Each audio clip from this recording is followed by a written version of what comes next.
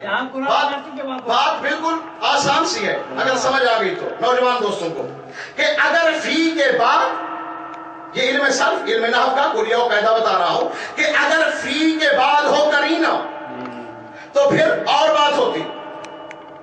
ابھی کوئی باہر سے آئے اور وہ پوچھے کہ ابن علی نقوی کہاں ہے، تو اسے عربی میں یہی کہا جائے گا نا، اول القوم. تو وہ جو ہی داخل ہوگا وہاں نہیں دیکھے گا، درمیان میں نہیں دیکھے گا، سیدھا آگے آئے گا، کیونکہ اول کہا گیا. وہ پہلی صفوں میں دیکھے گا، اسے مل جائے گا. اور اگر کوئی پوچھے کہ بھائی قمر زمان کہاں ہے، وہ کہیں گے فی القوم. تو جو عربی جانتے ہیں وہ آگے نہیں دیکھیں گے، وہ پیچھے نہیں دیکھیں گے، وہ بالکل سینٹر میں دیکھیں گے. توجہ فرمائیے، وہ بالکل سینٹر میں دیکھیں گے، کیونکہ اب آ گیا فی القوم، قوم کے درمیان. قرآن نے کہا آیت کے مزاج کو سمجھ. اللہ کہہ رہا ہے انزل فیہ القرآن، رمضان وہ مہینہ ہے جس کے سینٹر میں قرآن نازل ہوا. سینٹر بنتا ہے 15 رمضان. اب خود بتاؤ 15 رمضان کو کون سا قرآن نازل ہوا؟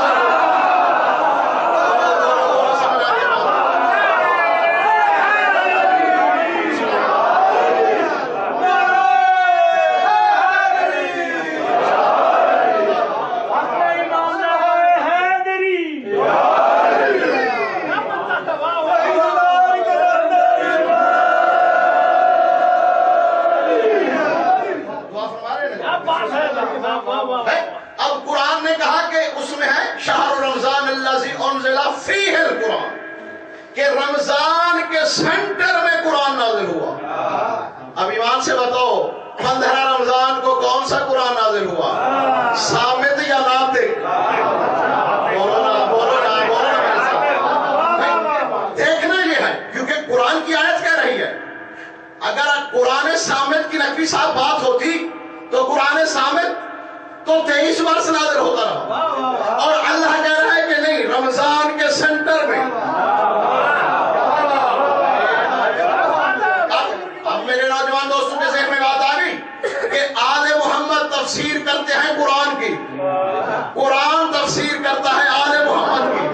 تو قرآن کس کو قرآن کہہ رہا ہے؟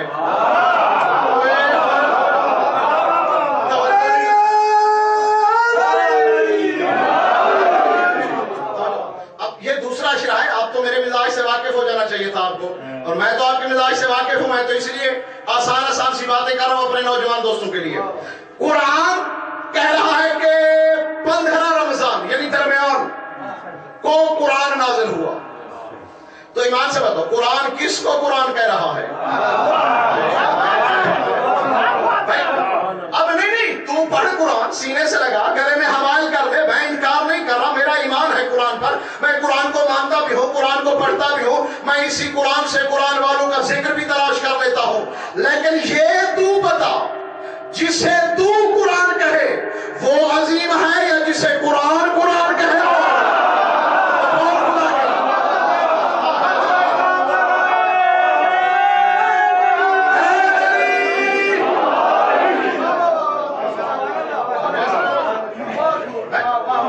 قرآن وہ عظیم ہے کہ جسے تو قرآن کہے، یا وہ قرآن عظیم ہے جسے قرآن قرآن کہے.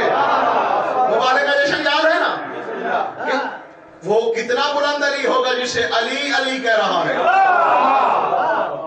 وہ عرش والا علی، یہ ابو طالب کا بیٹا علی. تو بس وہی کلیہ ذہن میں آئیے گا. ایک قرآن وہ ہے جسے تو چومتا ہے، ایک قرآن وہ ہے جس کی تو تلاوت کرتا ہے، ایک وہ بھی قرآن ہے جسے تیرا قرآن قرآن کہہ رہا ہے.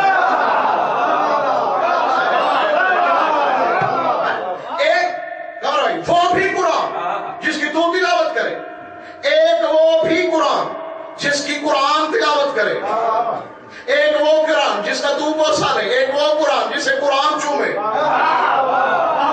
بھائی وہ ہے صامت قرآن جسے تو چومتا ہے، جسے میں پوچھتا ہوں وہ ہے ناطق قرآن. بولو بولو میرے نوجوان دوستو. ایک وہ جسے تو چومتا ہے، جسے تو پوچھتا ہے، وہ ہے صامت. جس کی عبادت میں کرتا ہوں کہ بلا وہ ہے ناطق، اور ناطق قرآن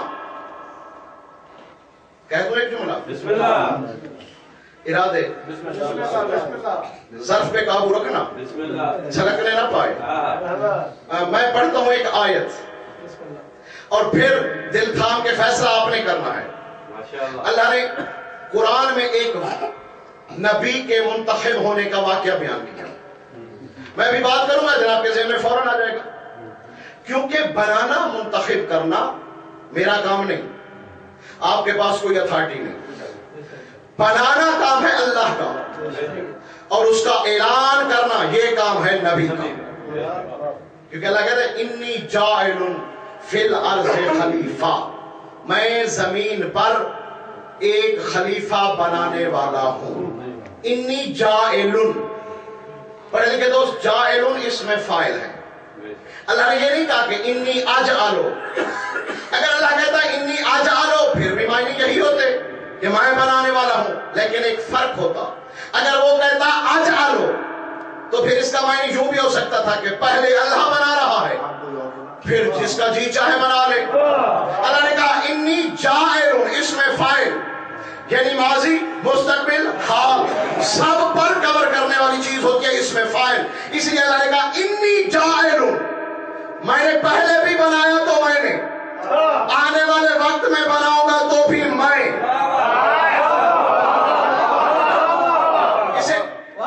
اسے کہتے ہیں انی جاعل، اس میں فاعل۔ تو نبی اعلان کر رہا ہے، جناب داؤد اعلان کر رہے ہیں طالوت کی حکومت کا، اور وہ کہتے ہیں اس کو نبی کیسے مانے، لباس اس کا دیکھو پھٹا پرانا، غربت کا مارا، یہ ہمارا نبی کیسے ہو سکتا ہے؟ تو اب قرآن نے اعلان کیا، جو میں فیصلہ دینے چاہ رہا ہوں، جناب کے ذہن میں پہلے سے بات ہوگی لیکن اس میں لطیف نتیجہ جو دینا چاہ رہا ہوں اس کے لیے ذہن کو تیار رکھنا۔ قرآن نے کہا قال لہم نبیہم، اس طالوت کی قوم کے نبی نے یعنی داؤد جناب نے اعلان کیا اور کہا کیا، ان آیات ملک ہی، اس کی بادشاہت کی جو آیت ہے، جو نشانی ہے وہ یہ ہے کہ این یات یاکم التابوت فیہ سکینۃ من ربکم ومما تارک آل موسیٰ و آل ہارون وتحملہ الملائکہ، کہا ایک تابوت نازل ہوگا اور اس تابوت میں آل موسیٰ آل ہارون کا بقایا ترکہ موجود ہوگا، وتحملہ الملائکہ، اور اس تابوت کو ملائکہ نے اٹھایا ہوا ہوگا۔ جو پہنچے بسم اللہ، نہیں پہنچے تھوڑا سا بیدار ہو، یہ 2 اور 2 جمع 4 بات واضح ہو جائے گی۔ نشانی اللہ بتا رہا ہے نبی کی، کبھی قرآن کو پڑھا کرو، آیت کسی موضوع پہ ہوتی ہے، نتیجے اس میں کئی نکل آتے ہیں، میں اپنے نتیجے کی طرف آ جاؤں۔ آیت کیا آ رہی ہے کہ ملائکہ تابوت اٹھا کر لے آئیں گے، ہوگا کیا اس میں، آل موسیٰ کا بقیہ، آل ہارون کا بقیہ۔ میں ابھی 10 11 12 دن ادھر ہی ہوں، ڈنمارک میں ہوں، یورپ میں ہوں، بڑے بڑے علماء کرام موجود ہیں، ہر فقہ کے مولوی یہاں موجود ہیں، اپنے اپنے مرضی کے عالم سے پوچھ لو اس میں تھا کیا، جو ترکہ باقی تھا کہ بلا اس میں نقوی صاحب میں فرشت گنوا دیتا ہوں، اگر کوئی کہے کہ یہ چیز نہ تھی میری زبان کاٹ لیں، ہاں میں فرشت گنوا دیتا ہوں، تھا کیا اس میں، تورات کی چند لوحیں اس تابوت میں تھی، جناب موسیٰ کا کرتا اس میں موجود تھا، جناب موسیٰ کا امامہ اس میں تھا، جناب موسیٰ کی جوتی اس میں تھی، جناب ہارون کا لباس اس میں تھا، جناب ہارون کی نالین اس میں تھی، توریت بھی اسی میں تھی، موسیٰ کی نالین بھی اسی میں